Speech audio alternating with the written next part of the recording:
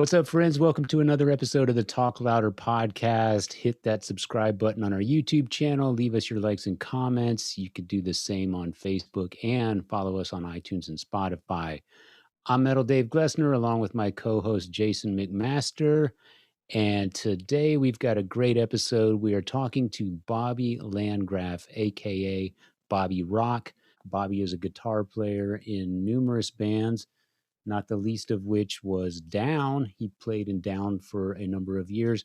He's also played in Honky, and he plays in a band with Jason McMaster called Gahdzilla Motor Company that has an album on the way, a brand new album of old material that's been remixed, remastered, etc. You're going to want to hear all about that. Let's get right into it. Bobby, how are you, man? What's going on with you? I'm real good. I'm real excited to be talking to you guys about old rock and roll things and time traveling and whatnot. So it's so fun. I love your show. You guys got it going on. I love what you're doing. Your subject matter. I'm listening, and I know I'm listening. You guys are asking questions to each other, and you don't know the answer. And I'm sitting there yelling on my computer. Fuck, I know the answer. Speed Dealer bass player Rodney. Rodney was playing bass in Speed Dealer. You know. Wow. Yeah. Oh yeah. I'm in. I'm a fan. This is why we have a show. Thank you, Bobby. That's right. I love it. Got it going on. Exactly. And you too, Jared. Yeah, Jared, our producer. Harry. I saw Jared in there. I just saw him. So Bobby, let's we've got a lot to talk about. And I want to get into the Gahdzilla Motor Company record that's just yes. So do I. Released, I guess. But first of all, let me back up a little bit. Let's start from the beginning. What album got you into playing guitar, and tell us a little bit about your timeline leading up to where we are today as far as discovering rock and roll. You talk about when I was a kid? Yeah. I'm living in Chicago. I'm listening to the radio, and I was making model cars at the time. How old were you? Sure, let's go 10, 12-ish. Born in Chicago? Well, yes. That's where I'm from. That's where my family's all from, Chicago. I was listening to the radio, and I heard Tush. It was Fandango just came out. And out of all the fucking Foreigner and all the whatever Journey, everything else, Heart, ZZ Top just jumped out at me. And I went, oh my God. Forget Cocago. And I'm like, I need to know how to do that. And that was it. I thought about it a lot in my life, and it was Fandango that on the radio when I was a kid. That's like my favorite ZZ Top record. It's the best one. It's just so perfect. The first one I ever heard as well. I was a kid growing up on a military base, and I was living in England at the time, and you could go to the library and check out records as well as books. And I remember seeing ZZ Top Fandango, and I, just looking at the cover, I was like, I'm going to need this. So, yeah, man. Billy Gibbons playing a flying V on that cover. It's such a beautiful record. And the fact that the one side is live and, and the whole association with Austin, Texas, had no idea back then I would identify with Austin so much in my life. And later on, I would come to learn that, Fandango could be a slice of like side 3 and 4 from Kiss Alive 2. Sure. One live side and one studio side. Just so good. I just love that. I think it's awesome. So Top did it again. I think it was on Triple X. They put some live tracks on their record. Oh, cool. But I just love it when bands do that. I think it's Top. Real tasteful. It's fearless. It's like, this is it. I love it. Were you into anything else? Was anything else kind of when you said guitar player, when I wanted to learn how to play guitar was hearing Fandango. But hearing music, it was about chicks' butts and funk when I was a kid. I mean, it was Earth, Wind, and Fire. It was Ohio Players. It was the fucking flashlight coming out of anybody's jam box, and some chick's butt is moving. That's what got me really into music, and I can't lie. I have to just say that. There's no question. You're not. I mean, it's all rock and roll stuff with the chick butts and the funk and the whole ZZ Top had all of that. So you were chewing on the right lure. Chewing on the right lure. throwing chum in the water and you were drinking it Hook, up. line, and forget about it. Yes, nice. It's Absolutely. You know, like disco and soul and funk and all that. I could taste some disco. I Yeah. could taste a little bit. You know what I mean? Some Bee Gees had some things and whatever, but man, that funk, that horn funk, that Ohio funk. Oh, If you went to Brick House, all that. When you go to yes. when you go to the roller rink in the mid 70s, you're hearing all Absolutely. that stuff mixed. Fire. Oh, look at the chicks. Oh, look at the chicks. Cooper and Elton John, but then you got a heavy amount of disco involved as well. Absolutely. Yeah. No doubt. Funky beat. That hard 4/4 has always just takes me, and I love it. I love that you bring up that influence, because I remember as a kid when I was growing up, I'm an Air Force brat, so we traveled around, and about the time I was getting into rock and roll, I went to what used to be called junior high school in Maryland, and I was into Kiss and AC/DC, and I was discovering Van Halen. But the kids that I went to school with, I went to a predominantly black school, and they were way, way into Parliament, the Commodores, That's right. Rick James, and they turned me onto that stuff, and I was like, yeah, I get it, man. I get it, you know. It just hits you right across the forehead. You know how I identify with that with you is when I was a kid, my old man worked for Zenith, the TVs. Yeah. Everything's made in Taiwan. I went to Taiwan when I was a kid. I spent a lot of years overseas. Actually graduated from high school over there. So the military kids had the jam boxes and they were playing the funk. And that was where those parties were. It was the Air Force, the Marine and Navy kids. That's where I went to school with in Taiwan. Wow. So that's a funny story. I totally identify with you and your people because that turned me onto music and yeah, absolutely. Yeah. I mean, I remember my best friend was this kid that lived across the street, and he was a black dude, and I was turning him on to Kiss while he was turning me on to Parliament. And, you know, and Parliament and Funkadelic, you know, had that very theatrical element. So it was almost like a black version of Kiss. And to him, Kiss was like a white rock version of Parliament, you know? So it was almost interchangeable in a way. Dude, all the funk, Dave. Ohio players, Parliament. Yeah, they all had the outfits and the gold lame and the boots and the things and the oh hell yeah. Entertainment, baby. Entertainment. Exactly. Yes. It's all fun songs, just like Kiss, you know? Yeah. You know, Cold Gin, Fire, it don't matter. It's a party song and it's got everybody understanding it and grooving to it. Absolutely. Yeah. Yeah. And Dino Lee taught me that because I got to be a part of one where I wore stupid outfits and wore Golden jackets and dumb tiger stripe coats. And it was awesome.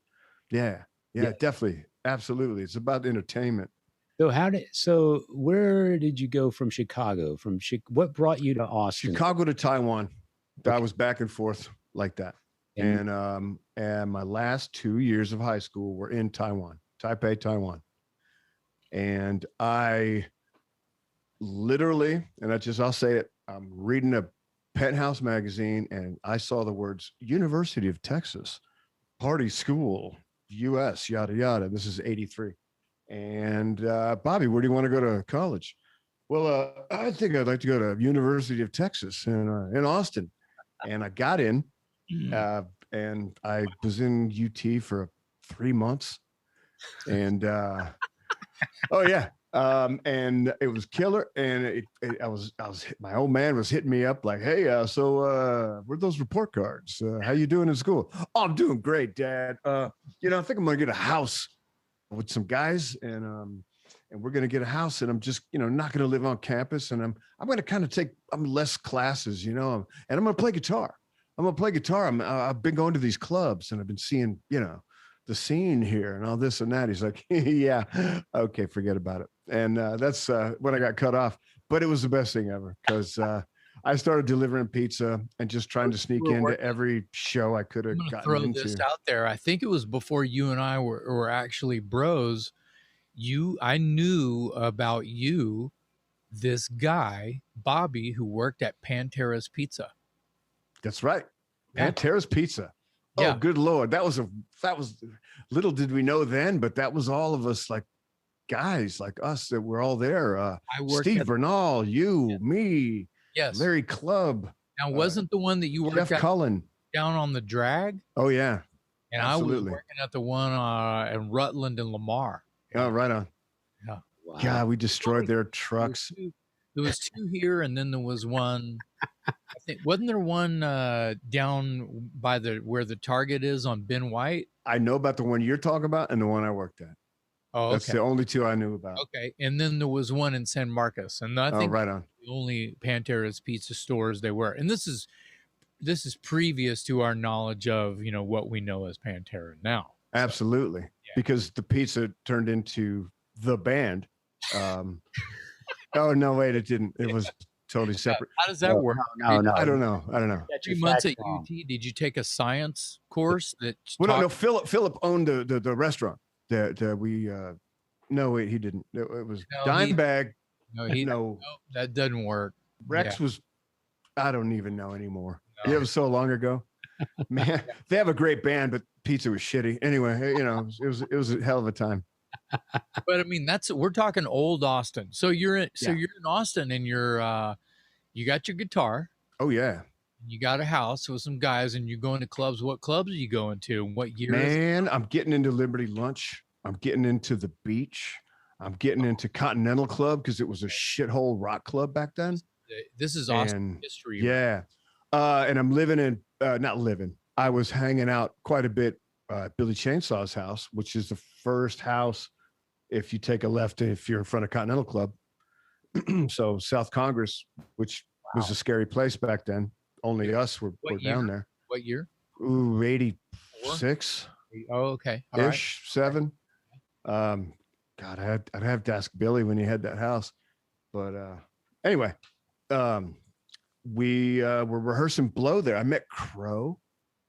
And how did I meet Ben? I met Ben. Oh, God, I just going to shows in Liberty Lunch, and I met Ben Burton. Yeah, Ben Burton. Absolutely. What band was Ben at the time? Do you recall? Ben? Oh, I know.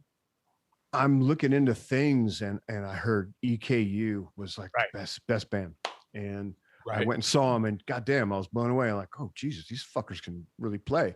And I stuck my nose in, and I got to meet Billy and Nailhead, Ben, and South Austin Goon Squad. Randy, your brother. Randy met me, I think. Oh yeah, I did totally. You knew and then I met Crow. I was here's the Pantera's Pizza story for you. To be clear, Crow from Agony Column. From Agony Column. Bassist from Agony Column. Yes. Original bassist. I want to say founding member. Right. Who was replaced by Billy Chainsaw. That's exactly right.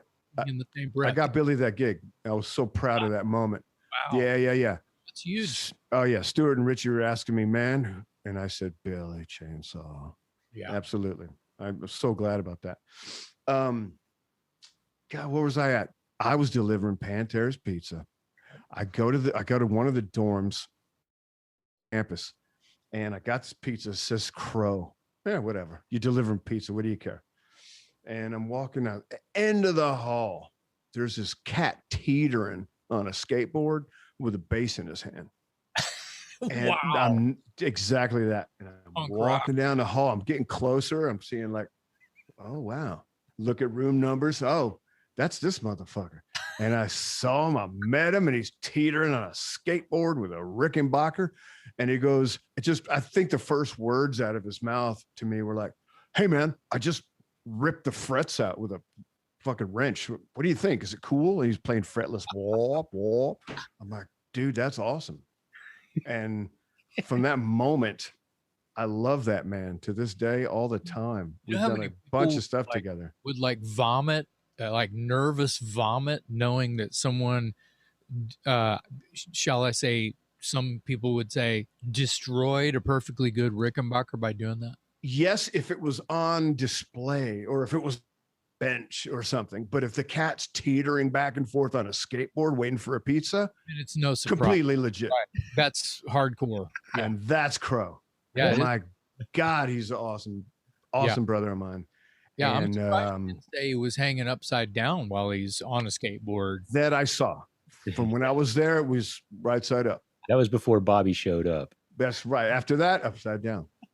Well, he had to get down on the ground to eat some pizza. Well, see, you know, it's a talent, it's a skill. Because by all means, if you're hanging upside down with a fretless bass, you just rip the frets out with a crowbar or whatever, and you're on a skateboard.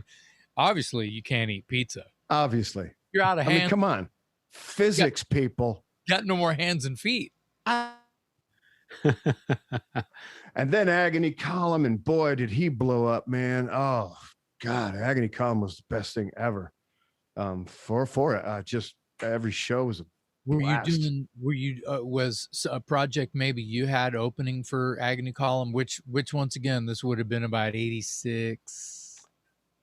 Okay, I met Ben, and him and I just really hit it off. We just understood each other, and we jammed once.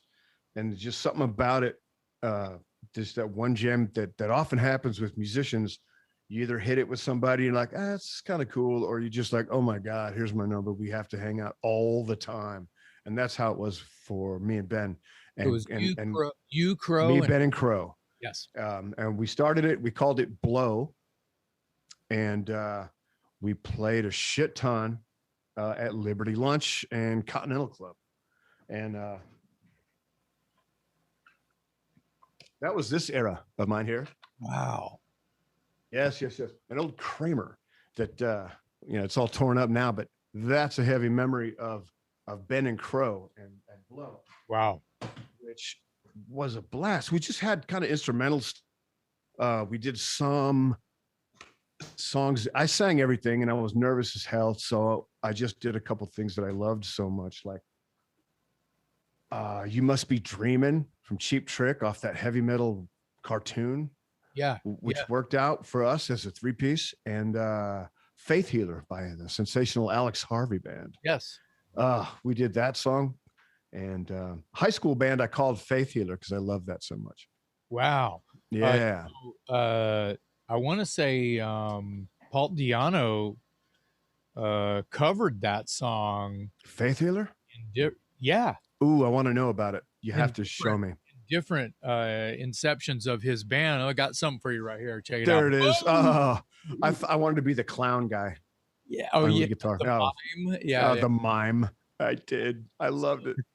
Faith Healer's the most rad song belonged ever. To Michael Dvorkin, by the way. Awesome, Michael D. Michael D. Hey, Mike, how you doing? Hey, Mike. Love you, Mike. So yeah, man. Come to Lockhart, get your records and some if you dare. So yeah, that was Blow. So we were playing a bunch, or as much as we could. Not private, but whatever. Fucking parties here and there. The beach. If for those of y'all that might remember the beach, that was on off Duval. Speedway, and Duval. Yeah, Speedway Duval kind of corner. Yeah. Continental Club in there, and Liberty Lunch. Got into Liberty Lunch, man. That's where all the big shows were. You really felt like a fat daddy when you were at Liberty Lunch, man. Like, legendary. Damn, they gave us a show. Damn. Legendary Austin. Man. Yeah. The Austin a lot of people miss. Mm-hmm. The legendary Austin that made people want to move to Austin to fuck it up. Sure did. Liberty Lunch is so highly missed, and GMC missed out on Liberty Lunch because of this. I say Gahdzilla Motor Company, our metal band. We did play Lunch. We did. Right. But the fact that it left us all in the dust, in my opinion, that was the all age spot. And that's where kids would jump over the walls. I did it myself a couple of times. And you could see everything from Trouble Funk, Fishbone, any metal band, Bad Brains, and still get to play there on Thursday, whatever. When I say we, me and Bobby's band, Gahdzilla Motor Company, we opened for Suicidal Tendency. That's right. And Stubbs too. That was a good times. They didn't give us much stage. Here's that 4 foot, but make the best of it, kids. You got this. We didn't matter. We opened for a legendary band when one. That's right. That's right. So yeah, that's what that was all about, man. What year? So is it 86 Blow or is that 87 now? No, I'm going to stick with 86 Okay, good, ish because on there's that some because, other things I want to throw in the pot here to make the soup that is Bobby Rock. uh-oh. Uh, so it's 86. So in 86, I'm just gonna this is kind of important, Dave. Not I want to keep you involved, Dave, of course. You were in San Antonio, you knew about Watchtower, you knew who Billy White was. Jared, our producer, knew who Billy White was all around this 85, 86 era. Yep. Bobby knew who Billy White was because he was friends with everyone. Steve Bernal knew Billy. A lot of people that you knew If Billy. you didn't know Watchtower, you didn't know what the fuck was going on. Right. Let's just say it. Even though I don't think you and I had actually met yet No. in 86. Like Ritz shows and that, yeah. Yeah. But in 86, I think Billy had actually let the cat out of the bag that he was looking to, see greener pastures. Yeah. Check out the lawn on the other side of the fence. And you knew about it. What did I know? Well, you knew that he was going to end up playing Dino Lee before anybody else. Well, no, but I know what you're talking about. I didn't. Okay. All of a sudden, I was surprised, like everybody else was. White Honestly, leaves Watchtower at the end of 86. Yeah. What do you know about it after that? What I know about it is that Dino loved my rap band, the Def MFs, the Def MCs at the time.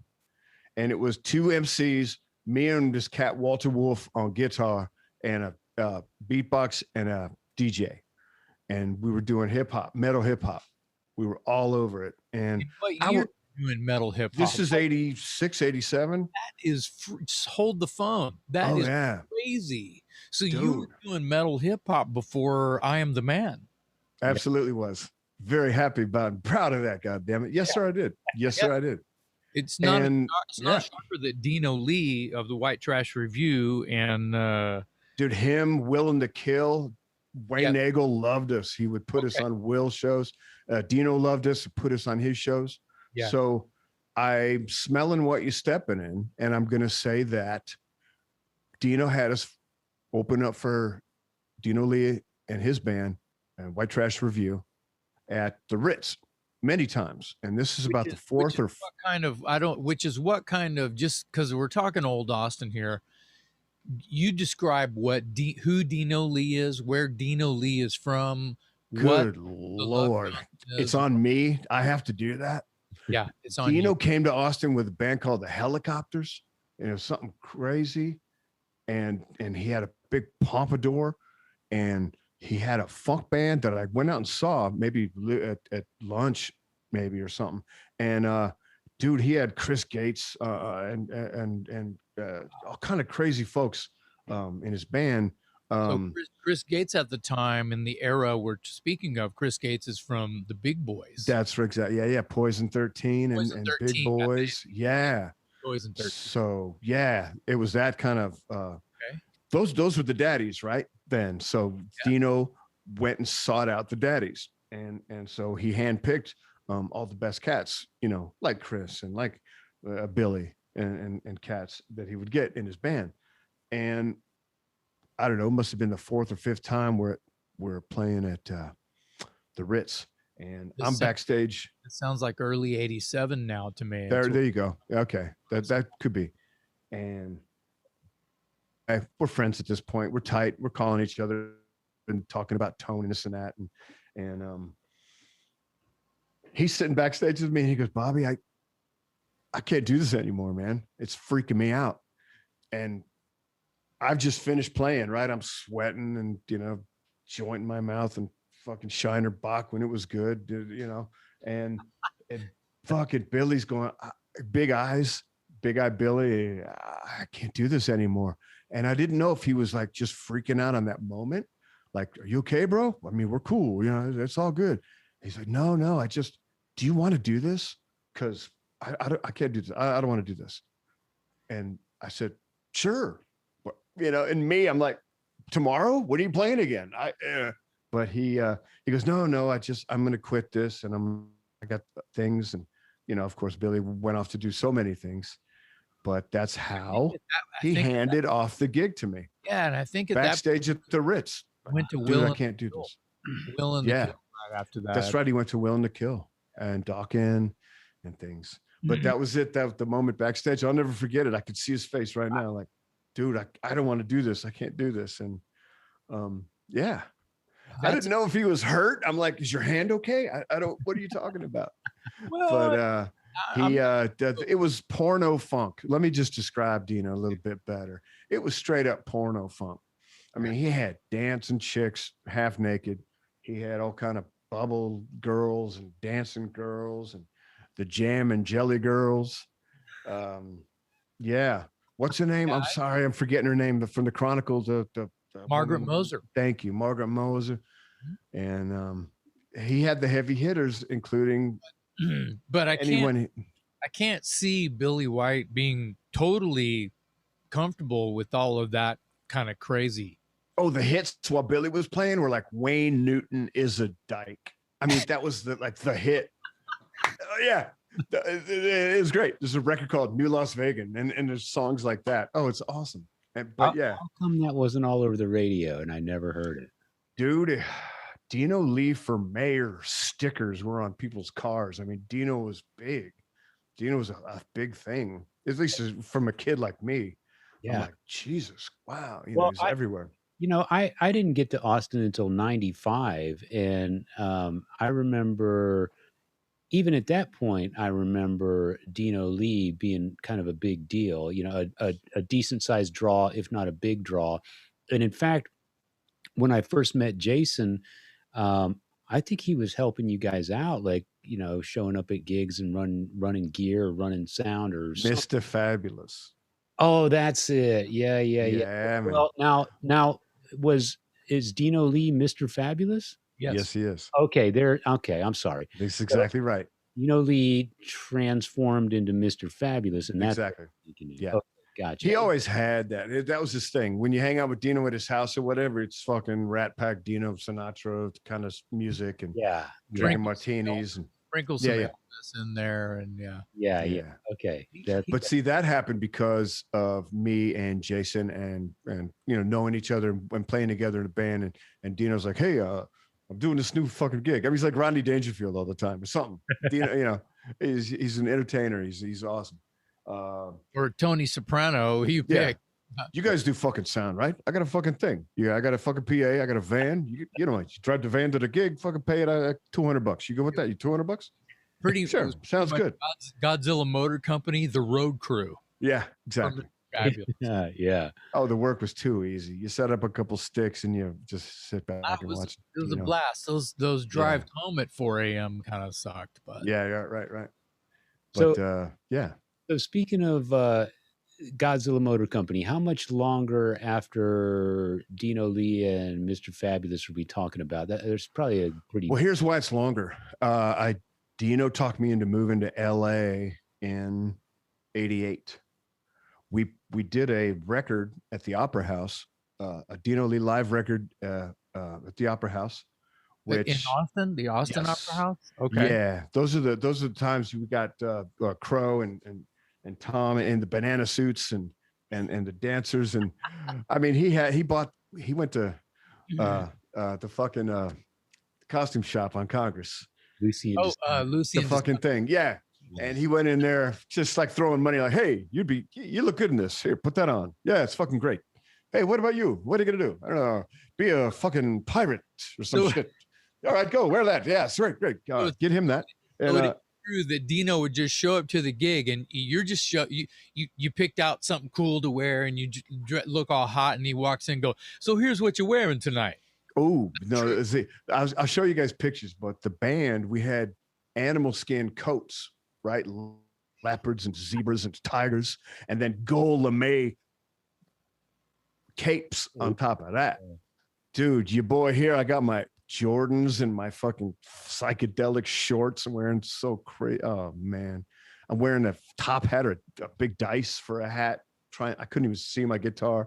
It didn't matter because I had a Floyd Rose at the time. So but he's picking out these costumes. He's all of it.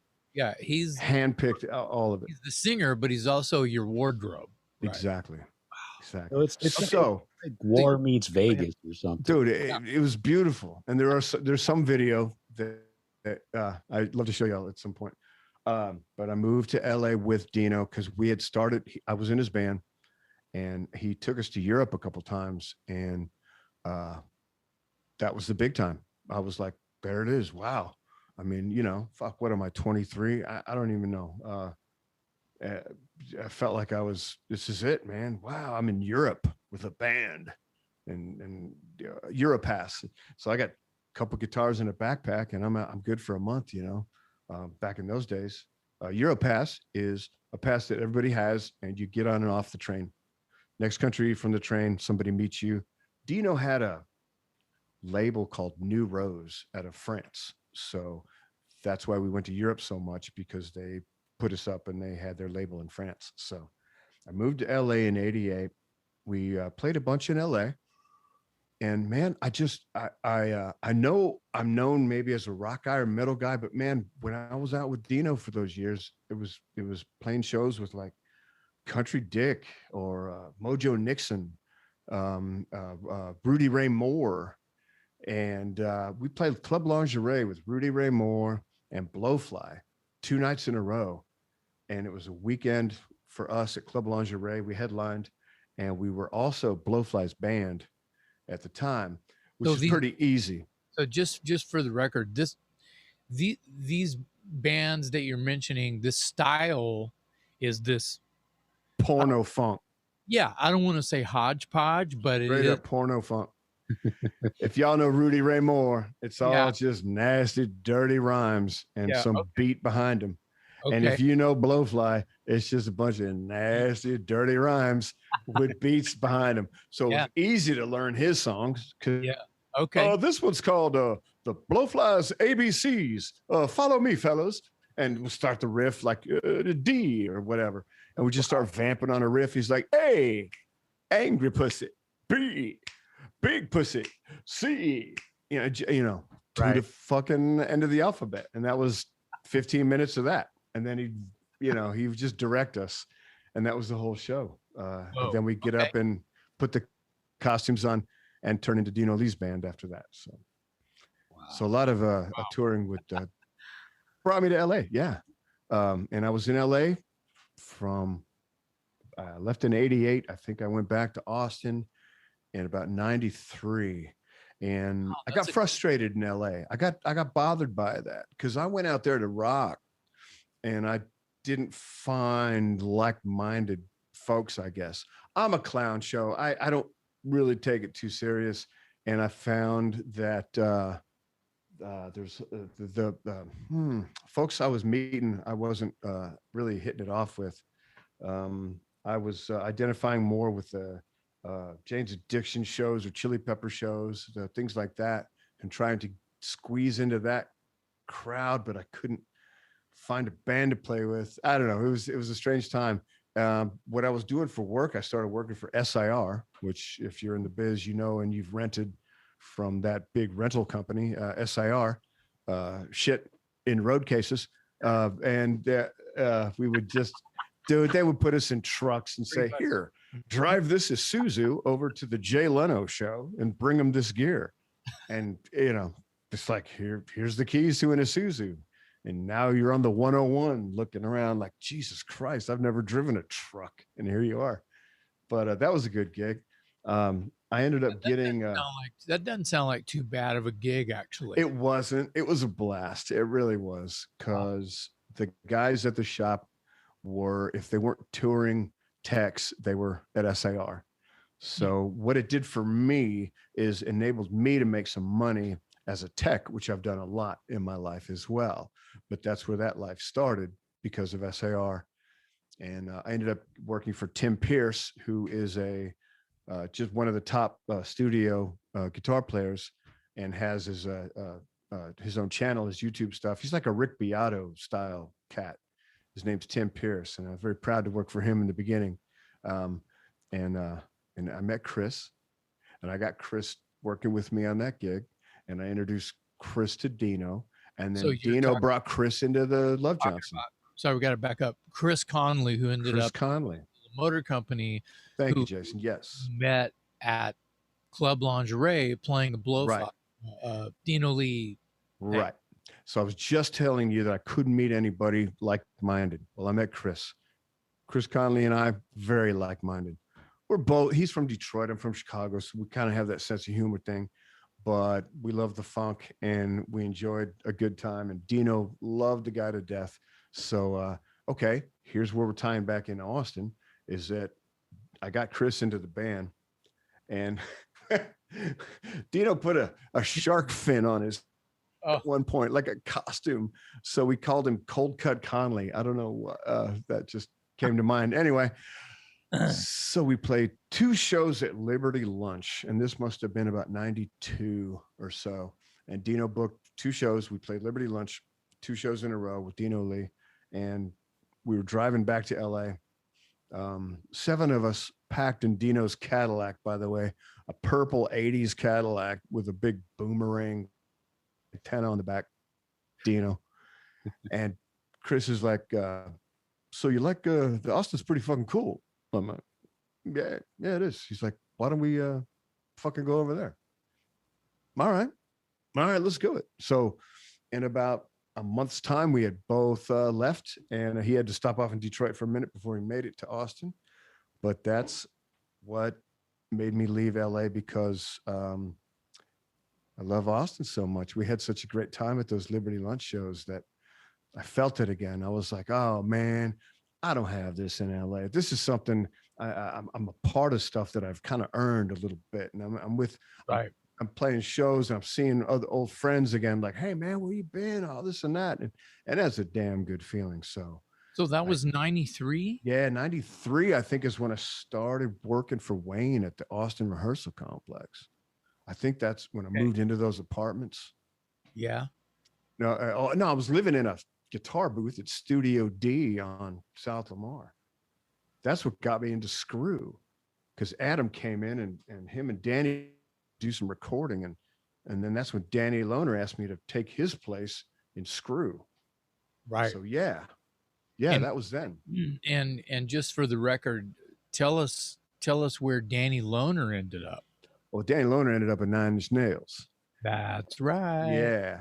And I would get calls from Danny. He was so good to me, man. I'd have a Screw guitar to show you, but I don't, because he let me his Black Explorer, which is awesome. I almost knocked the headstock off at the back room, by the way, on that pole, but it's another story. But yeah, Danny asked me to take his place in Screw, and that put me on tour with Screw and Adam Grossman and all them fellas. And that was a damn good time. Industrial metal. I totally dug it. I got it because it was like the machine of like hip hop. It wasn't hip hop, but it had the machine groove. And I was like, oh, I got this. I know this thing that the like churning thing. White Zombie had, that even 9 Inch Nails had a little bit of. Yeah. Auschwitz 46. Yeah. Yep. I get industrial metal because it does have driving grooves. Yeah, absolutely. I love the groove. I love the 4/4, the 4 and the something that's just pounding. I love it. Gets my heart going. Yep. So I'm out with Screw, and I'm having a good time. And 94, 4-ish, 5, because we ain't quite started GMC yet. Nope. So yeah, I was doing that, and that was good. That was a good time.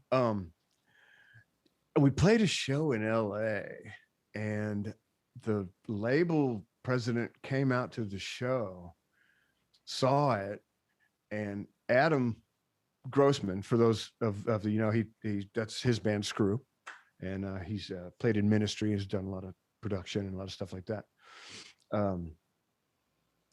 Told me laughingly, because he loved Adam. He goes, "Hey man, the president of the label said you were a little bit too wild, a little bit too moving around too much. You're kind of upstaging the band." I'm like, "Oh shit, dude, I'll calm down. I don't know what I'm doing." He goes, "Oh fuck no, keep doing what you're doing." But he said that. I thought it was funny. I was like, wow, all right.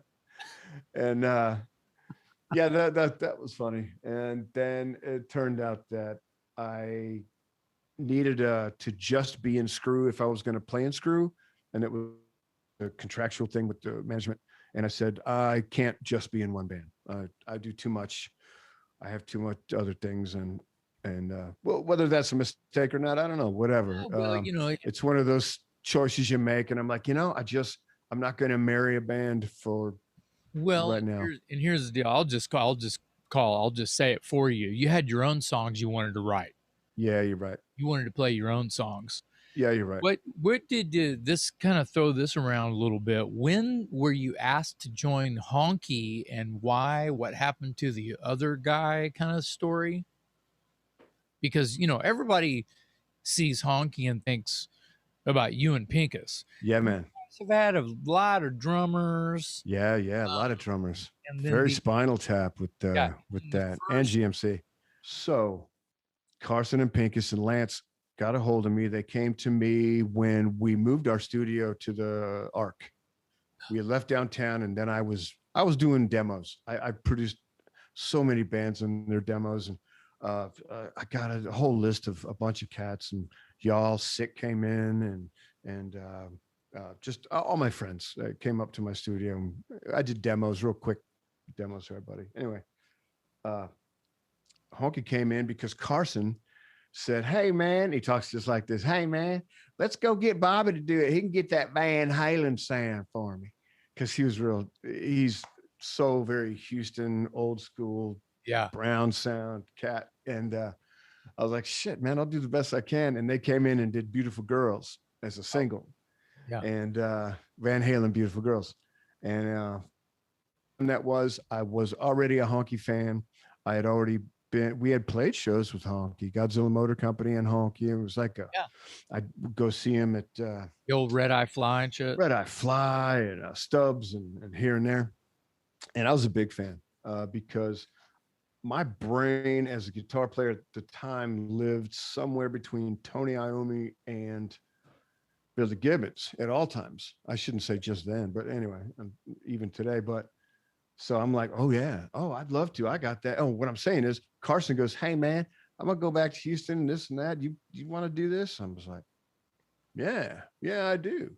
And gave me the gig, man. Handed over the keys to Honky, and Pincus lived in San Marcos at the time. I just drive down there. We'd hang out at his house and his garage and throwing down songs, and that's what got me into Honky. It's pretty. But I guess I got to rewind, bro, because Honky was after GMC. No, I know that, but I wanted to kind of throw it up. Yeah, that's where that was. That's what happened there. So yeah, because I don't even know if Pincus was he done at that time. I don't even. So that would have been about 99, maybe. Maybe. What do you think? Maybe. When did we start hanging out? When was GMC? 98. So then, yeah. Because I'm thinking Pincus and the Butthole Surfers thing, that was sort of slowing down, or he hadn't been a Butthole Surfer in a while at that point. Okay, that's okay. Daddy Longhead was his band before Honky. Okay. So yeah, he was out with Jimbo and Ray Washam. Yeah. And so Screw is over. Screw's over. Or you leave Screw, or I left Screw. Yeah. And I'm back at the Arc, and I get it brings me back to a memory of you coming in with Terminal 46. Yes, and Terminal 46. You come in for a rehearsal, and all of a sudden, I know you as a singer. I know you as a frontman entertainer, and you come in and you're like, "Hey, bro, check out this tone." And you got an SG in your hand, a Marshall behind you. You're going, hug, and like the guy's getting the machines ready. Yep. You're going, hug. I'm like, this is great. Wow. James Hetfield over. I love it. That's right. But you know what? I'd been writing songs. I had what I called, no one's listening, right? No. Blow 2. Oh, yeah. Took a lot to come up with that. Blow 2. And that was me and Ben and Crow, because I moved back to Austin. So I got Ben and Crow back in a room together. And then I got Chris Conley in a room with us. So we called it Blow 2 for Okay. whatever reason. And we were Right. doing some things, and it was me and Chris and Crow. Crow is the best of all three of us on the mic, and we just weren't right for that part. It just really wasn't working for us.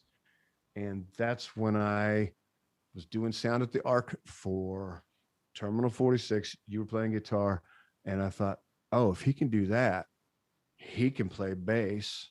Because Crow had left, he had moved. No, he didn't move yet, but he wasn't digging. But he was.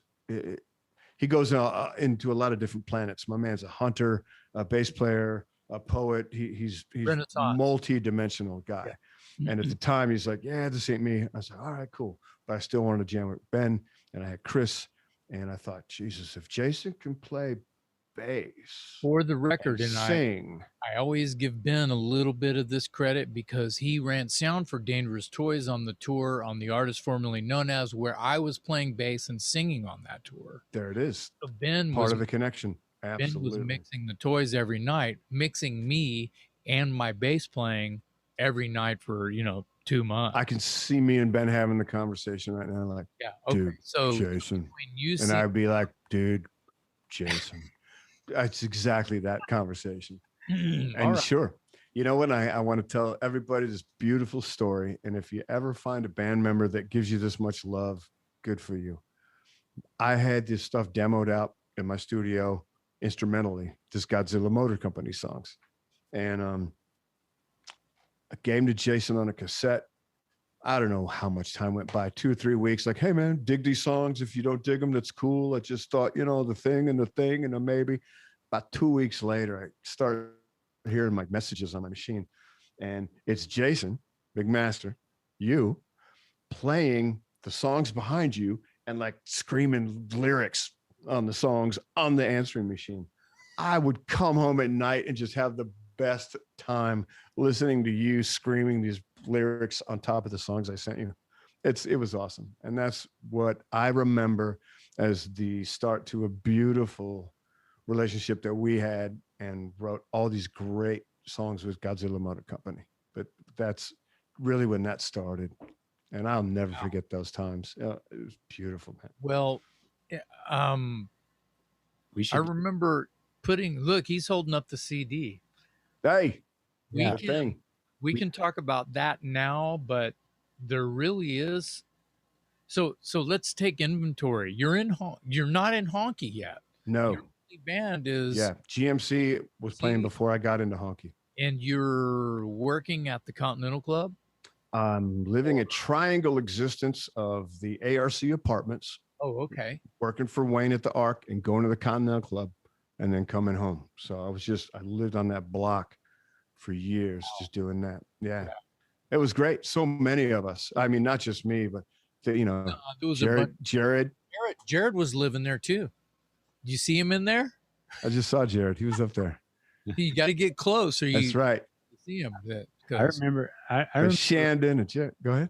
one of my memories of Bobby is I went to the Continental Club, and I don't often go to the Continental Club because typically it's not the type of music that I usually go see. But every once in a while, there'll be somebody that I'm interested in, or whatever. And I remember going there, and on 2 or 3 occasions I walked in just randomly, and there's Bobby running sound, and I was always impressed with that because I knew the reputation and the legend of the Continental Club, and I thought, man, this guy must have his shit together if they're entrusting him to run the sound at this place that is so revered, And so I was going to ask you if you don't mind taking a detour. When Come you on.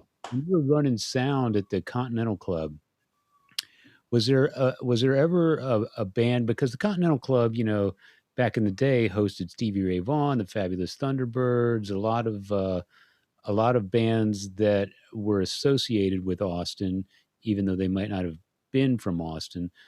But was there ever a time when you were running sound for somebody that you were actually kind of like a little bit in awe of the fact that you were entrusted to run the sound for this person?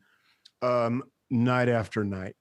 And I say that because, yeah, man. And my weekends would be a surprise. But for the most part, I'd have regular bands that played on their regular nights. And so I had these wonderful relationships with these bands. John D. Graham, who's one of my big heroes.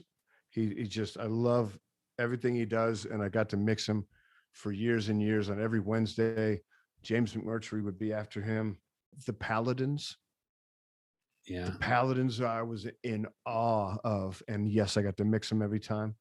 Royal Crown Review. It might have been a Sons of Hercules gig that I walked into. Sounds perfectly right.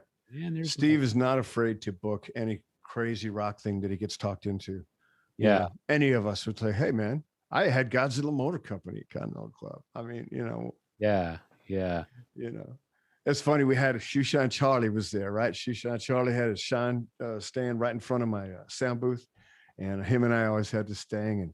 And he's a old black man in his Kango and his jumpsuit that matches Kango and his cane.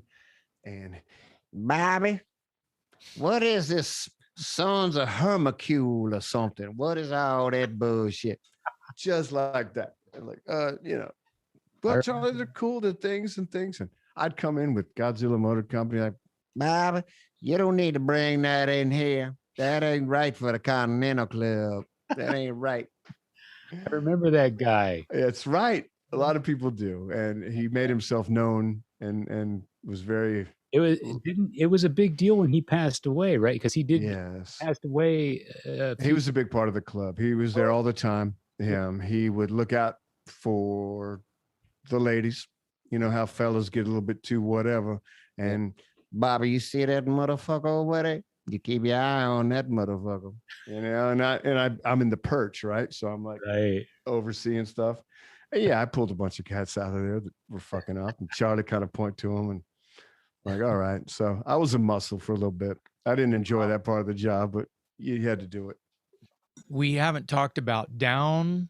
We haven't talked about how that came to be. Sure, right on. You have an extensive history of guitar teching and bass teching for some of your idols as well. Sure have, man. Absolutely. Some of your friends and sure have. You know, from whether it be Ian Moore, who comes from a local scene, to Dusty Hill. Oh man, the Ian Moore got me into the Dusty Hill gig. I'd love to tell that story. Yeah. All right. We'll move to GMC, but I'll say one more story because I love this story. All right. I got to tell this story. So I'm working at the Arc, and Ian Moore rehearses at the Arc. By the way, the Arc is the Austin Rehearsal Complex. We haven't really established that. It's that's right. An old school Austin place. You could, you know, bands can rent rooms and write their songs, and they had a recording studio. And at one point, me and Bobby and all of our friends pretty much worked there. So Jared, our producer as well, that's right, also worked there. So Jared, and if I'm not mistaken, Arc is the Arc in Archangels. Is that correct? Yeah, you're right. Yeah, they were born there. That group, super group, if you will. That's where they rehearsed and called themselves the Archangels. All right, best spot in town, and not only rehearsal, but it was our clubhouse. It was like you go there during the day when you got nothing to do because, you know, I was always there. Yeah, I was always there at 11 p.m. on Tuesday nights with all the punk rock bands because that's the time they could rehearse. They could afford it. Exactly. We're dragging in ice chest full of beer and Blue Light Special. Exactly. The Contradicts and, you know. Because any daddy-o would be rehearsing there. And at any time of the week, Jared be producing somebody out of the other room or something in there. The first time I ever set foot in that place, I was going to college in San Marcos, and I was an aspiring music journalist, and I was writing for the campus newspaper, and I went to the ARC, the Arc, if you will, to interview Ian Moore. Wow. And he was one of my first interviews, and I have a picture of me and him. I just remember, the thing is, I remember walking in to the place and knowing its history, but had never been there before. And the minute I walked in, I just felt surrounded by greatness, you know. And then you were. I was, yeah, absolutely. And then I went into the room that Ian had where he was rehearsing. And I don't know if I was interviewing him before or after rehearsal, but it was just me and him, not his band. And we were just sitting there and, you know, I'm asking questions and rolling tape and all this stuff. But that was my first venture into the ARC, and it's funny that you bring up Ian Moore because that's what triggered that memory. Right on. And let me jump here because that's one of my favorite stories in the world, because my big mouth got me on tour with ZZ Top in about 15 minutes, because I'm working up front and we're sitting there, and this guy named Mark was Ian's tour manager, and Ian was rehearsing in a room that we have. And this guy's on the phone, and I'm watching History Channel, fuck whatever, just working at the ARC.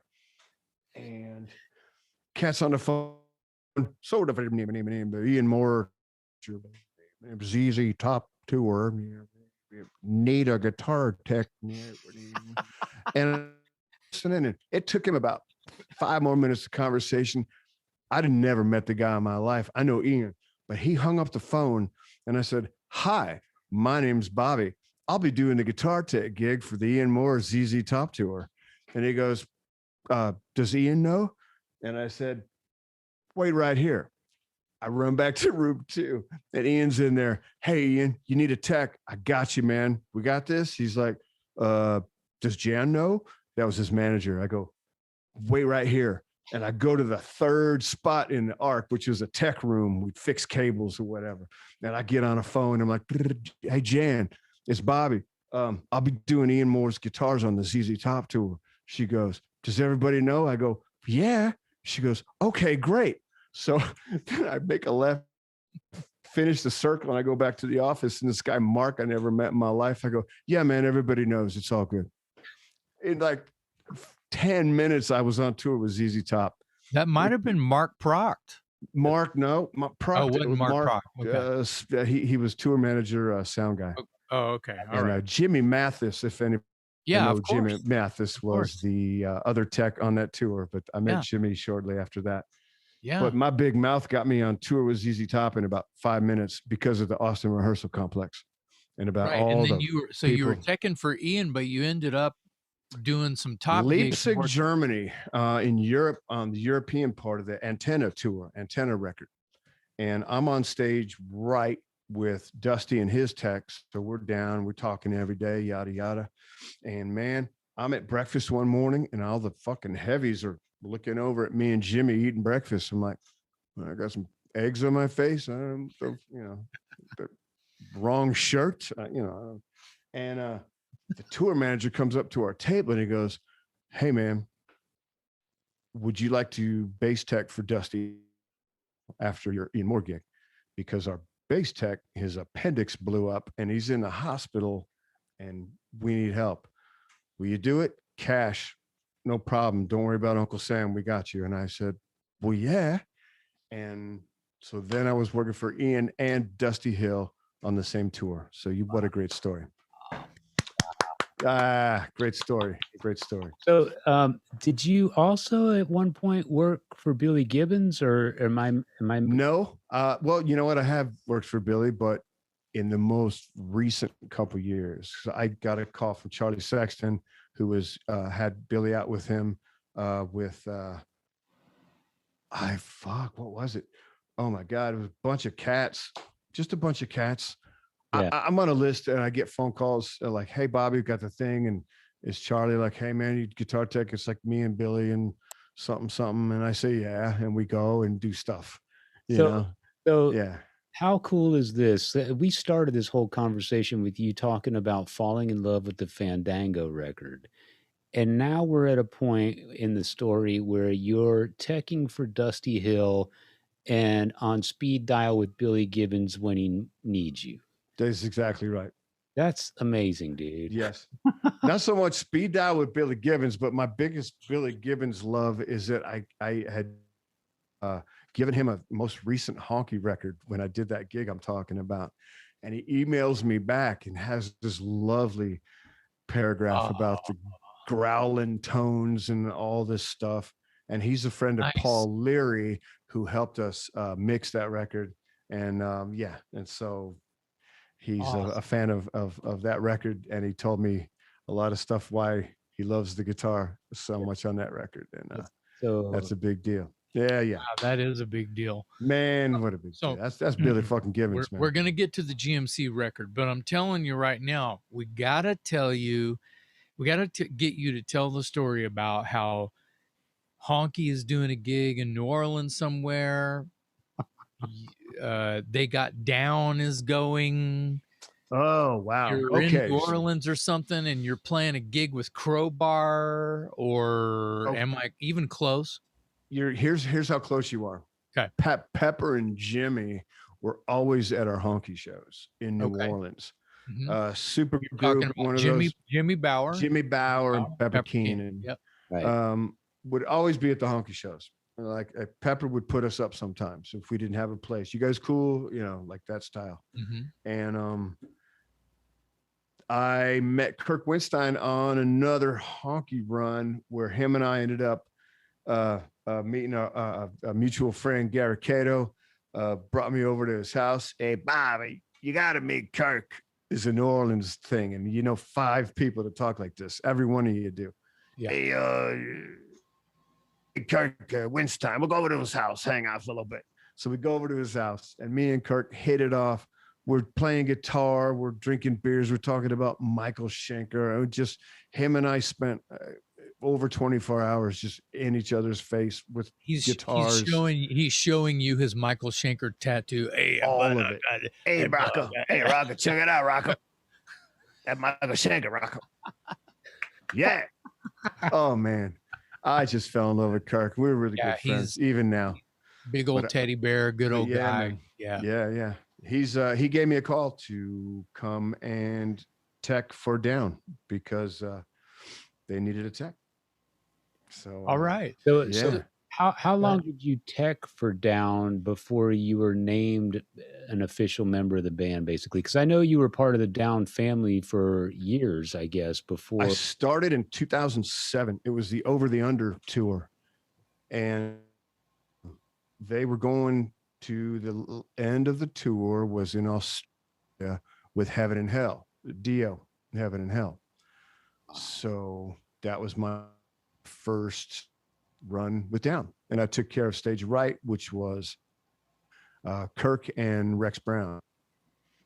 Yeah, and now what a time that was! Woo! A lot of stuff. I remember there was a photo on Facebook, I think, at one point where it's you and the Down crew, the band and the crew, and I don't know if you guys were celebrating somebody's birthday or the end of a tour leg or something, but in the background is the Acropolis. You're in Greece. Am I correct? We went to Europe a bunch. We've been to Greece 3 times, and one time I got to be a band member in one of those tours. It was a hotel rooftop. I think it maybe was a Phillips or Kirk's his birthday dinner that we were having on top of a hotel, and you saw the Acropolis behind. That's amazing. World tours I've done with them and saw so much and did so much. Pepper Keenan, man. Hey, Bobby, get up, man. We got to go walk. We got to go check this out. We're in Bulgaria. We got to go check it out. I mean, whatever. Pepper was he just chose me all the time because nobody else wanted to. Fuck you, Pepper. I ain't going out. Fuck that, bro. Yeah. I ain't going out, bro. Yeah, but me and Pepper all the time.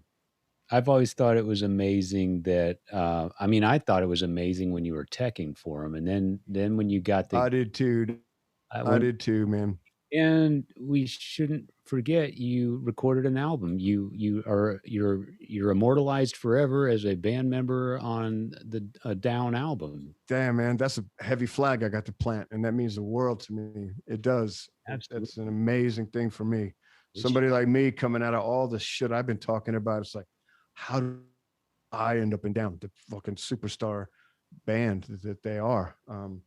Because I'd spent a lot of years in the bus, a lot of years on tour, and I just know and love the circus that it is, and got to when Kirk.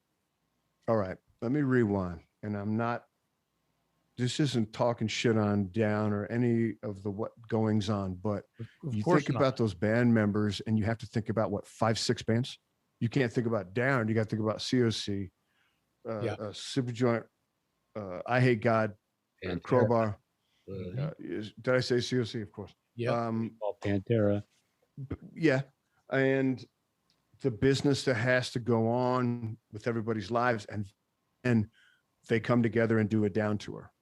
So it's really tough. And I have to say it was tough on all of us, not knowing when we were going to on tour all the time. It wasn't like that was the band everybody was in and you did that tour and you took care of that biz. Wait for a I Hate God or a Crowbar thing or a COC thing or a Superjoint thing, or, you had to wait for that. And then Down would go out. I got Honky. I think GMC wasn't going on at the time. So I needed to book Honky tours, and Kirk Winstein needed to book Crowbar.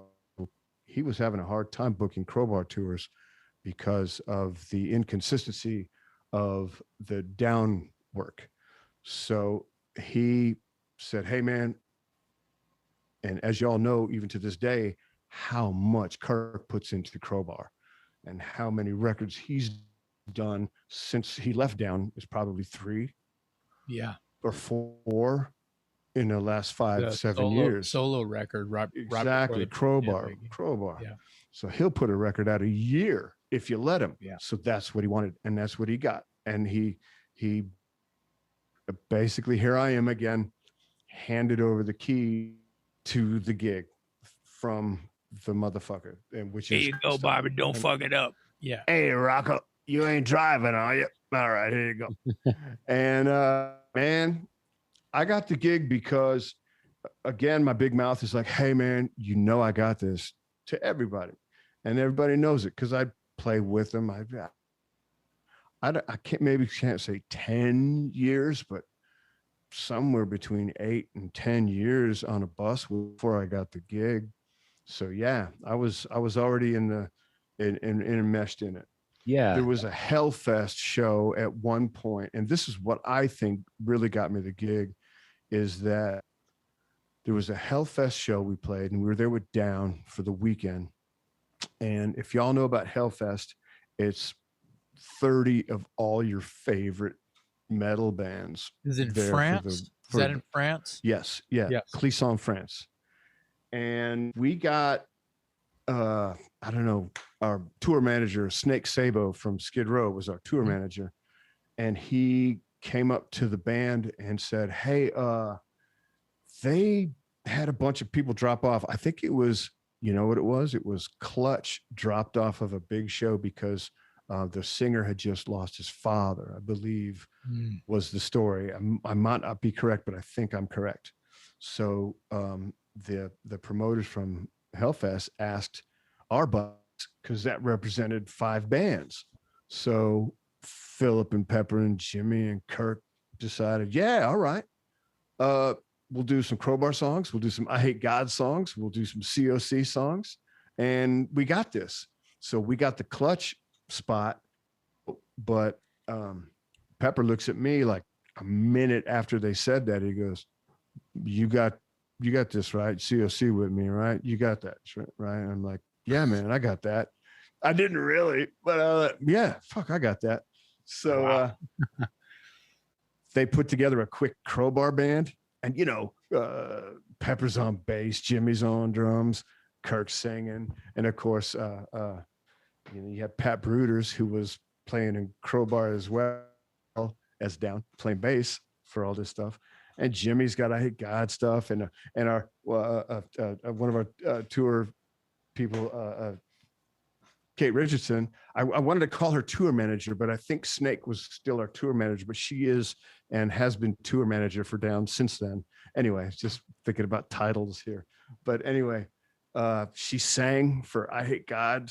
Wow. And Philip played guitar or bass for the I Hate God set. And we did COC. So, man, I got to play lead guitar on the COC songs. So whoa. I think it was that, Pepper looking to his right and like, I'm in the foxhole with you, bro. I got you. And I did. I played it just fine and we had a great time. But I think that's what secured my down spot, just because Pepper knew I could just hang. And also, Down took out Honky for 2 tours.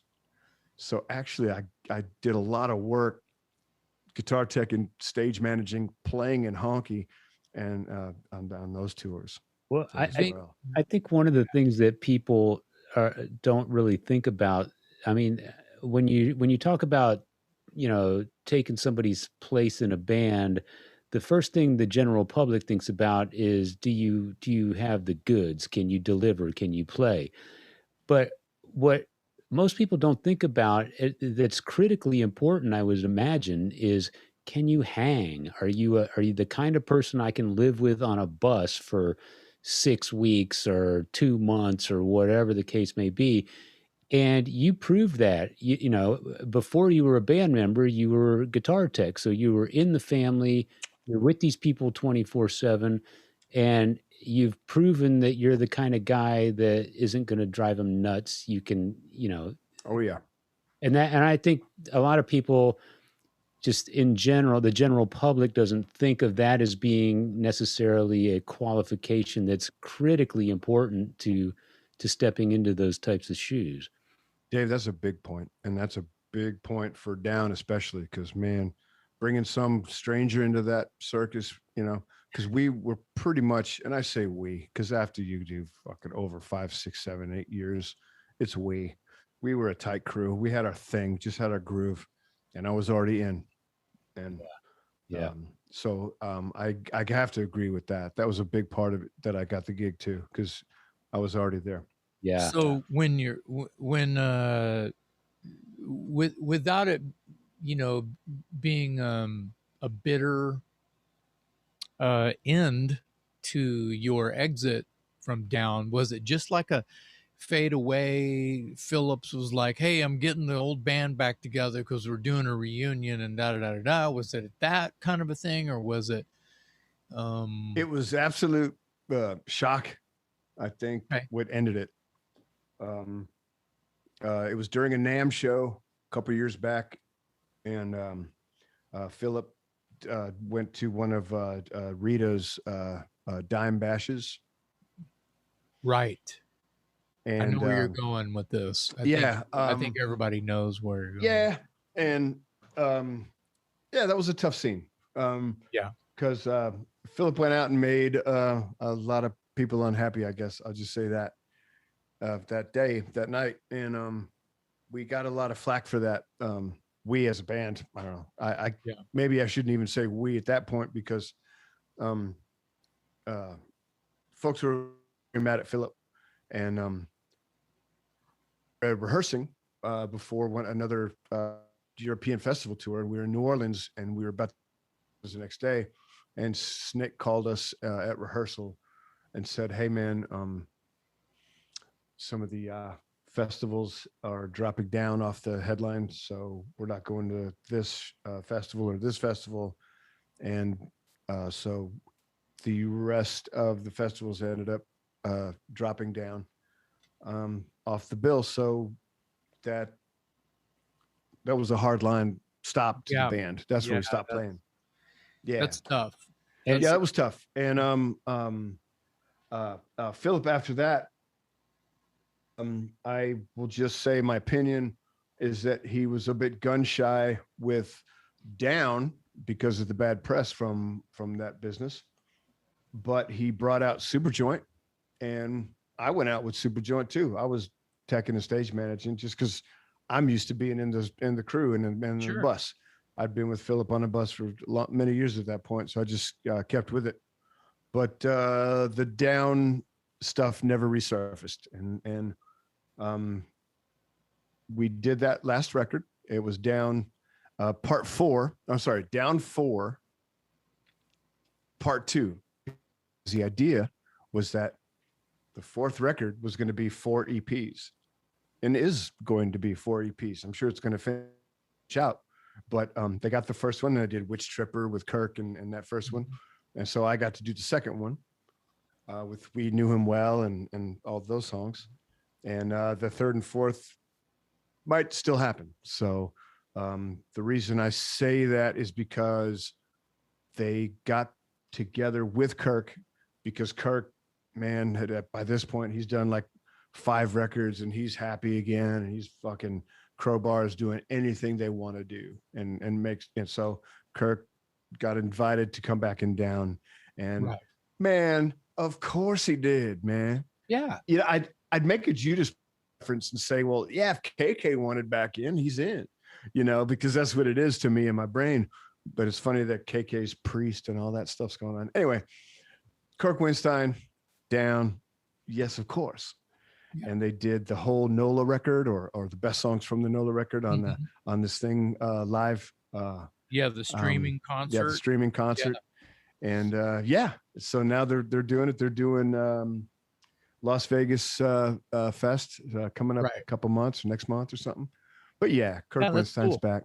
Anyway, that's such a fantastic ride. Okay, we're gonna do it now. Yeah. Finally, cue the Godzilla CD. I have Godzilla stuff in bits and pieces because Jason was kind enough to share with me. So to my knowledge, this is the first time the whole thing has been sort of compiled, and certainly the first time it's been our show producer here, Jared. I don't know if it's remixed, remastered. Do you see him, Bobby? I saw him. Okay. I did. I saw him. You guys fill me in on the technical stuff because I don't do technical, but I don't know if this is remixed, remastered, both, whatever. But it is the first time that I think that Gahdzilla Motor Company, is it fair to say this is the first time that all your material has gotten a proper release? Yes. Okay. All of it. You guys take it from here. Okay. I'd say proper because it's done properly and it's produced as a record. And the things that went out before were all little demos that we might have sold some at shows. I actually don't remember. It's unfortunate. I forget about that. $5 for a CDR with an, it was DIY. It was the punk rock style, hey, totally. It was like tape trading, it was like, hey, we sold some demos tonight at our show. Right. Totally I have some straight up burn CDs with a Sharpie written on it. And then I have something that some of your fans may also have, which had like a dragster race car on the cover. Yeah, that's a Jim Butler special. Jim Butler. Jim Butler. A good old. Well, he helped us compile that shit back in the day. I chose the drag racing stuff. I think he was the only one of us that had a computer that would burn. That was true too. That's true. Okay, well, you've come. He was our sound man. And you've come a long way from. Come a long way. So back then, I think it's 2002, if I'm correct, Jason. You're correct. Yeah, sessions were. We went to go do it for real, and we cut the tracks on 2-inch tape, and we finished cutting it all in Pro Tools, and I just got a Pro Tools rig, and we were at our studio. By this time, it went from downtown to the Arc to the Music Lab, and we were at Music Lab at this point. Hit Shack. Oh, Hit Shack. Where we did the drums. We did the drums at the Hit Shack, and we literally cut pretty much everything else in room 93 at St. Elmo. Music Lab. That's right. So together, and we had it going on, and I gotta just kind of say, with needing some help from Jason on this, we had been beating it up for a lot of years, and I think at this point our fifth drummer was about to quit, and Chris had to move to Detroit. His father was having health problems, and he had to go help out his dad, and we were kind of at a frustrated point with the band. Jason refers to it as the rope-a-dope kind of thing. You just get hit and hang on. And we were doing that the best we could.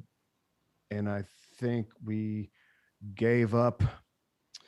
It breaks my heart. I wish Jason and I would have kept it going with other members or something just to keep it going, honestly. But those tracks got put away in my computer. And all these years have gone by. We ended up, the band fell apart.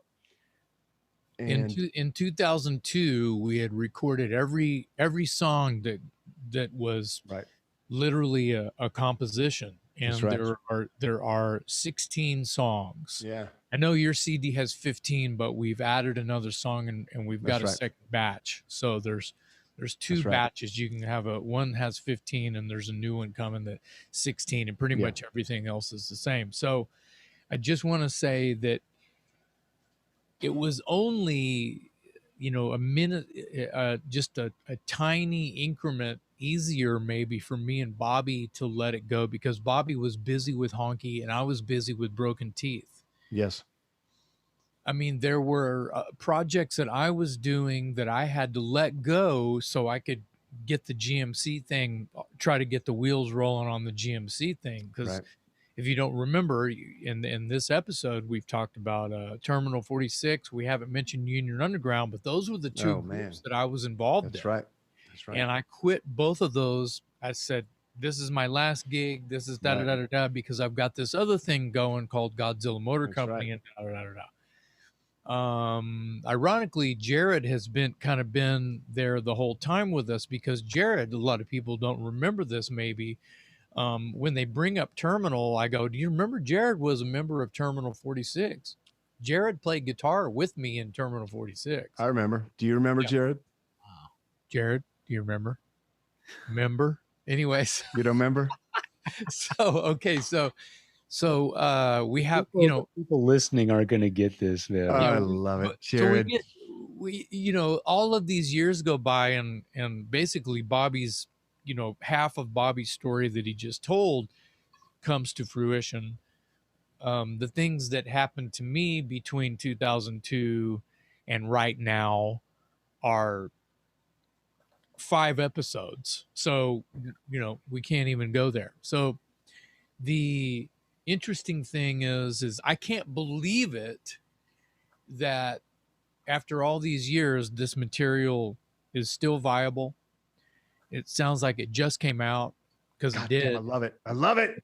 But the songs are completely as good as anything out there if you like heavy music that's out right now. I mean, GMC to me, and I hope I don't get shot at for saying this, but it's like I just get a bad taste in my mouth when I say new metal. Mm-hmm. But GMC has a classic rock thing, but it's also science fiction. Yeah. And it's also what you love about the first 3 or 4 Metallica records. Yeah. But it also has, like, I don't know, Prong. Yeah. And good call. Like Helmet. Prong, Living Color, Priest riffs. Oh, dude. It's funky in places. Oh, it is. You're welcome. Thank you, Bobby, for the funk. You're welcome. So bring that funk. I feel like I got to finally make a really big record and play bass on it. Yeah. 16 songs where I get to finally, I made the Toys record in 95, 96, where I'm singing and playing bass, but that's like 8 or 10 songs. And, I think that makes that Toys record sort of important to the story of Gahdzilla Motor Company. Oh, sure. Because you know what I mean? Because if you listen to that record, that mid-90s record by a cock rock band, where, it's very alternative tinged, and I'm playing bass on it. Yeah. It's like a melt. Little did we know it would back to the fact that me and Ben both recognized how you could play and sing, and like, oh my God, couple of we years need that later, in what we're doing. That's what was missing from what we had. Absolutely. Yeah. Within 2 years, I feel like it was this sort of like, amoeba, that was kind of like, spilling out of its shell kind of thing. I want to say, and you guys may be aware of this, but as somebody who's not in the band, obviously, but I've always been sort of surprised at how many people out there, just fans, still talk about Gahdzilla Motor Company. How many times I've For heard people real. say, I Damn. wish we could get a Godzilla gig. I wish we could get a Godzilla record. And I've always thought that was really, really cool that, because let's face it, I mean, you guys weren't around that long, and you didn't really put out what I would call a proper album. You Never played did. gigs, you played gigs, and you built an audience for sure. I'm not going to deny that, but given how little output you had, and for the limited amount of time that you were around, you're still well remembered by a lot of people in Austin and probably elsewhere. And I've always thought it was really cool. That's why I'm really excited about this for the fan. So excited that you have that in your hands. Yeah, man. Absolutely. Because because I've just always been impressed that people remember what, I don't mean this in a disparaging way, but Godzilla was kind of a blip on the radar, especially when you consider all the other bands that you guys have been a part of that could easily overshadow something that was as fleeting as Godzilla Motor Company. But people remember Godzilla, and people are longing for a new anything. I've heard people ask me, is there any chance, we could get a Godzilla Motor Company reunion for a gig and that sort of thing? Or so, you're definitely well remembered, well revered, and I think this is going to make a lot of people very, very happy. So you should tell them where they can get this. I want to talk about the record just a little bit more. It's actually, I don't really have a home plate that people can dial up and actually purchase this record yet. But very soon, I don't have a date. I mean, this episode won't come out for another week or two, but Right. very soon it's going to be available for download on all platforms. Okay. It'll be available on Amazon, Target, all that stuff. You'll be able to buy it online. I don't have a direct outlet that I can just give you, go to GodzillaMotorCompany.com. And, I don't have that. But don't fret, because it is going to be, I don't have a release date. I can't help you right now. But Amazon, Target, it's going to be available But very soon. I'll Well, tell I'm you sure what, that, I go think ahead. that news alone will make people happy. They know Yeah. something is on the horizon because Yeah. they've been asking for it for a long time. Yeah. Dave, So, that news alone makes us all very happy. Just the yeah, fact it that we does. did it, man. This Yeah. was, What this did you do during the pandemic? Well, we dug up this old record, man. yeah, let's talk And about that. yeah, and we So got it you had out. you had a hard drive with all the songs on it? Yeah, I had my old Pro Tools 001. For those of you who know, the very first Pro Tools that came out, and that's what we cut the stuff on, was Yeah. on my Apple, my tower. And during this time in COVID, and my wife and I moved into yet another place, a house that we're in now. But I whipped out the tower, and you and I, Jason, were invited to talk on you boys' program Mm-hmm. about the record, Cobra Cobra Cast. Cast. Bobby, yeah. Bobby was asking us about the band and the record and this and that, and so it was kind of like this conversation without the record in hand. And honestly, it kind of put a bug in our ear, and I just went, I don't know, it's kind of in this computer, so got it up, and I'm like, wow, it's still here, and it still plays. And then One of us said, well, why don't we take that computer tower over to Jared? oh, I definitely thought of Jared. Did you see him in there? And I did. I saw him. He went like this, Yeah. but I saw Moved him. out of the way. Yeah. So we went to Jared, and Jared, my computer, and Jared mixed it for us. And my God, what we have in our hands now is so amazing. It's what we couldn't do back then sonically. And Jared's amazing. And Jared pulled out the best of us on these old ass tracks, man, that we did so many years ago. And but at the time we cut these tracks, we were on top of our game. So the takes and the tracks are fucking hitting, because we were, and I'm whatever, we was fucking hitting. Yeah, we And were a working band. yes, So so we were on our and game, recording and gigging and recording and gigging Exactly. and recording. Yeah. So what we had on tape was us at our best. And I think that's what made this sound so great, is that we were at the top of our game when we cut it. So absolutely. Family members in need of mention. Jared mixed it, mastered by Danny Stapleton, who Yeah, Danny. we've known forever. I've known Danny since he was 12. Yeah. Todd Dillon, who engineered stuff Todd with Dillon Bobby engineered. That's right. over at Hit Shack. Good shot. Eric Tatuaka And- on drums. That's right. Chris Conley guitar, and then me and Bobby. You know, there's all kinds of stories we could tell. I remember, you know, everybody knows that I have all these old Gibson basses because I love Gene Simmons. Yes, my name is Jason. I'm a Kiss fanatic. Hi, Jason. So, you know, I have these old Gibson, you know, rippers and grabbers, and I used to play those at Godzilla shows, and everybody knows that. Oh, cool bass, cool bass. In the studio, I could not get the tone that was needed to do that. So what'd you play in the studio? Dude, he played a fucking Music Man with a low B 5-string bass, and at the time, nobody was fucking playing a 5-string bass. I had not, especially not me. I had never played a 5-string bass, but the story goes like this. So I have all these cool vintage 70s Gibson basses, and you know, I did them at all the gigs, and I actually tracked the original bass tracks at the Hit Shack to, you know, when they're cutting the drums, I'm playing a Gibson, right? And I'm singing. So, you know, those were scratch tracks. So I'm trying to, you know, recut the bass over in room 93 at the Music Lab. And I'm just not, it's not happening. It's just not happening. And I said, I'm getting fed up. This is not the right tone for the record. I got in my car. I went out right over to South Austin Music, and I talked to our buddy Bill Welker. I said, here's the story. What do you got? He goes, you can take anything in here on the wall. Just take anything.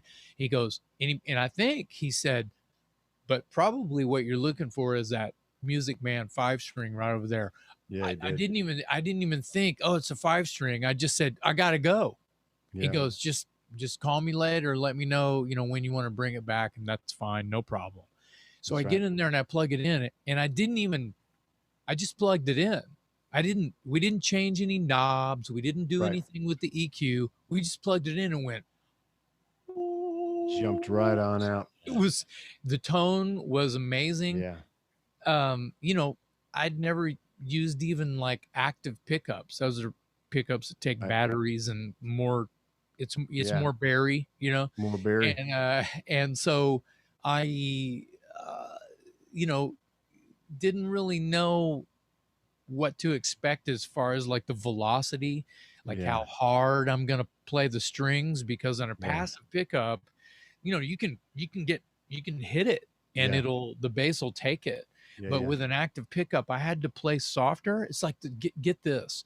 It's like learning Kung Fu. The softer I hit, the louder it was in the mix. You understand? Louder it is through the amp. So I had to learn. It was a technique thing. And for the real techies of this subject, Chris and I wrote a bunch of these songs. We take the E and dump it down to C, or dump it down to D, or dump it down to B for the song. And Jason had that 5th low string to dump it down to wherever we were. So he always had that super sub low note. Yeah, it's a low B string, and all players are going to know that. So for C, if it was a song in C, I was actually tune the B up just a half step, which was really weird to me. Yeah. And I got used to it, and I really would leave the rest of the bass alone. Right. And I might drop the E to D, and still leave the B because it still worked that way chordally. And so almost had to relearn how to play the songs while the red light's on, while I'm recording. You did a fantastic job, my friend. Thank you very much. Did. You did a fantastic job of that. I think that anyone's, you know, like Jared, wow, it sounds amazing. What'd you do? I turned up the bass. Yeah. Right. So, Right. which is that's a great answer, you know. Right. Sure is. But I want to do this real quick, like Maldicion, which is one of the songs on the record. Love There's that. a lot of B. Well, that's a B. And so I'm used to playing. I don't have a low B. I'm on this piece of shit 4-string old Gibson, right? So when I get to the second part of the verse, I Yeah. had somewhere else to go. Yeah, you did. That was like, you know, Yeah. it added a whole other like 5 more Yes. arms to the monster that we already had. So Which you'll hear if you buy the Godzilla Motor Company record. yeah, when it Here on K10. available. That's right. So let me ask you real quick before we wrap up the Godzilla thing. Is this also the time and the band and the recordings that you were working on when Lars Ulrich took an interest in? He had that, you know, that boutique label and The record company. yeah, whatever. That's Yeah, what that's what it was called, wasn't it? Yeah, the record Was there- company. Did I hear somewhere that I don't think that he ever heard it. I don't think that I think you might be getting that confused with something else. might have been some buzz on the street or something? I thought Well, there was a lot of all those like Sharpie on the CDR and the Xerox that thing, and Yeah. then I've got like 6 versions of.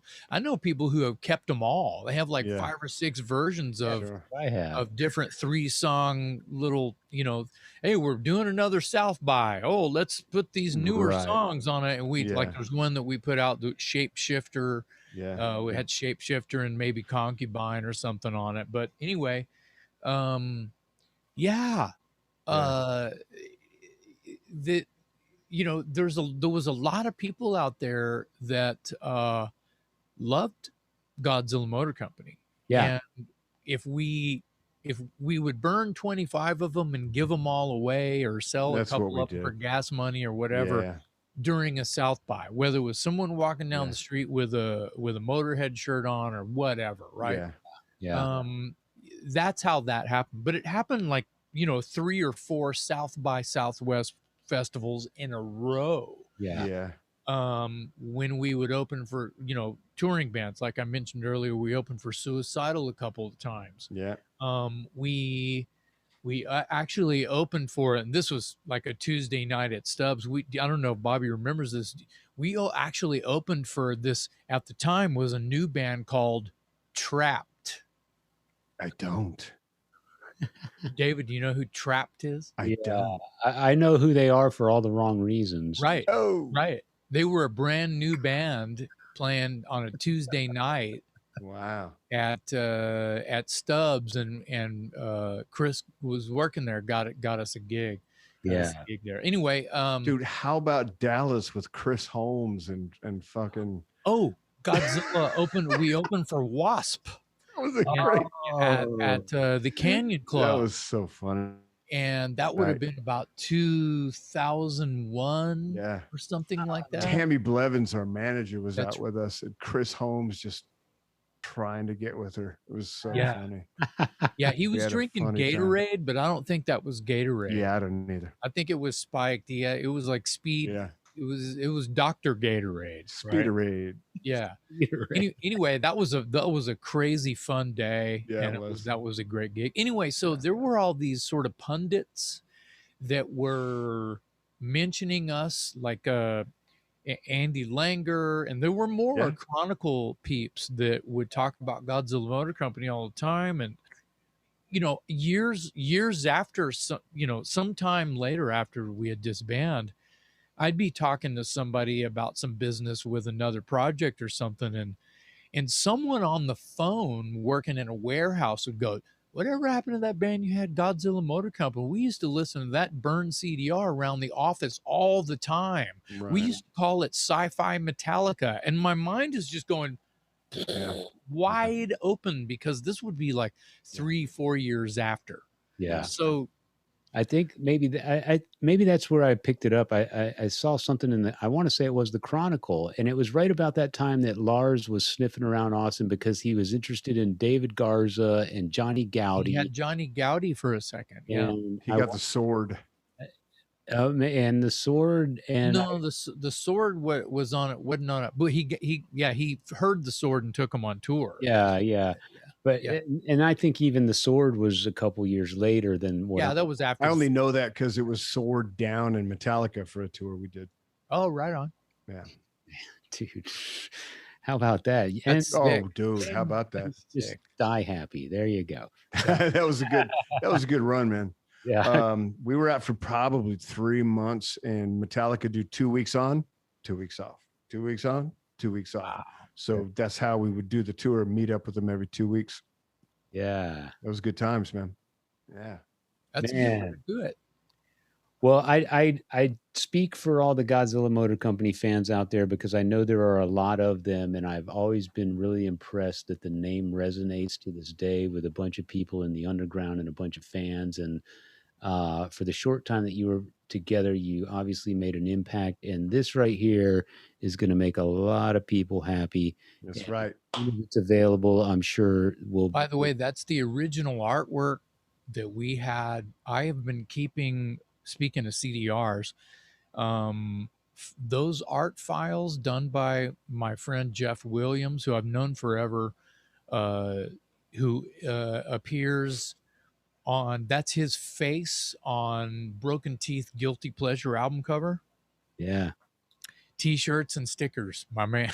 That's him. Your boy. That's him. That's your boy right there.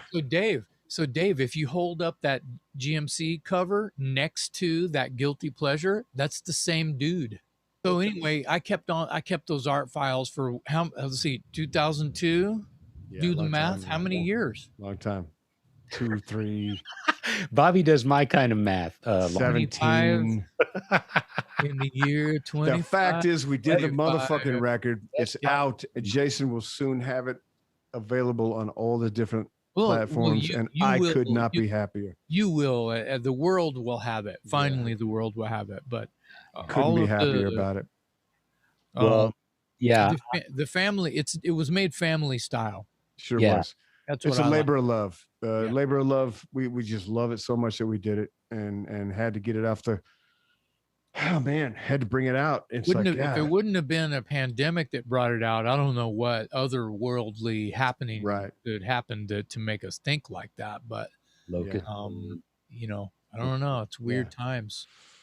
Absolutely. Well, I know that a lot of people will be happy, and as soon as we have something official to announce, we'll post it on our Talk Louder page, and good idea. Jason and Bobby will post it on their social media. That's right. We'll get the word out, and certainly let people know, because I know there's a lot of people waiting for it. I could start looking for it right now. I listened to it in my car today, and it sounded. Give us a quick Metal Dave review, since it's Metal Dave review. That's part of your gig. You're put on the spot right now. Metal Dave, everyone, GMC record. So what does Metal Dave think about it? Kicks ass. Thank you, Dave. Good review. All right. Good review. So anyway, thank you. Yeah.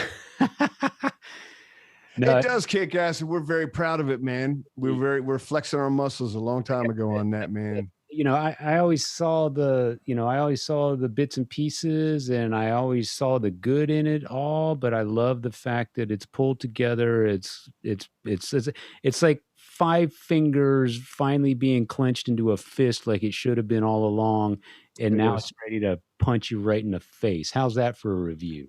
That's fucking perfect. My man. Brought it real. Bring that real shit. There you go. Absolutely. Win. And thank you, Jared, for mixing it. Yeah, absolutely. I mean, that's the reason we're all talking about it right now, is because Jared's technical expertise, pulled it together and made it pop and punch and kick and all that stuff. Yeah. Bobby, thank you so much for being with us on short notice, man. It's thank you. Always a pleasure talking to you, man. I hope what a blast. What a blast. Well, and we will catch up with you at the local HEB or something like that. I'll see you at the HEB, Dave. I'll see you. I'll see you. Thank you, Dave. Thank you, Jason. Of course. Thanks for being on Talk Louder, Bobby. Yes, Thank you very much. I see Jared. He's in there. Yeah, he is. I appreciate it. Y'all have a great show. I really love it. And I think you do a fantastic job. You really bring up all these crazy nooks and crannies that most don't think about, but you guys do. And that's what makes it so fun and right on. Thanks, guys. You're one of the people that makes it happen. So thank you. Thank you, bro. This. All right. Much love to you. On behalf of Bobby Rock Landgraf, I'm Metal Dave Glessner, along with my co-host Jason McMaster. Thank you for listening to another episode of the Talk Louder podcast. Right on.